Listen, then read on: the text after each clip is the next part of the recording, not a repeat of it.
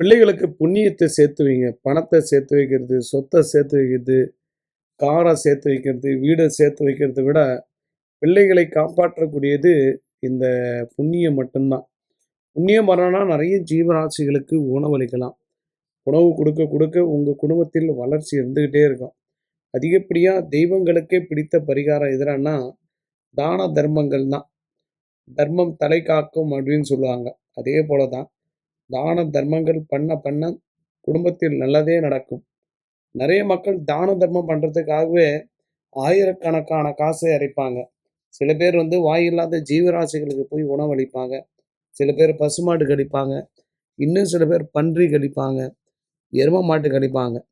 ஒவ்வொரு ஜீவராசிக்கும் உணவளிக்கும் பொழுது, அந்த ஜீவராசிகள் இறைவன்கிட்ட வேண்டுமாம். எங்களுக்காக உணவளிச்ச இவங்க குடும்பத்தில எந்த பிரச்சனையும் இருக்கக்கூடாது அப்படின்னு.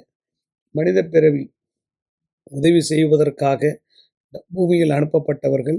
வாய்ப்பு கிடைச்சா, சந்தர்ப்பம் கிடைச்சா, குடும்பத்தோடு போய் தானம் பண்றது மிகச் சிறப்பு.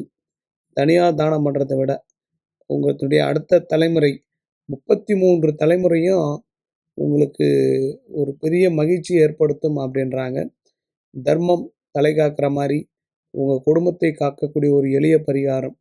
எல்லோராலும் செய்யக்கூடிய பரிகாரம். வாய்ப்பு கிடைக்கும்போது செய்யக்கூடிய பரிகாரம். தான தர்மங்கள். தான தர்மங்கள் செய்ய செய்ய உங்களுக்கே வளர்ச்சி ஏற்படும், முயற்சி ஏற்படும், மாற்றம் ஏற்படும்.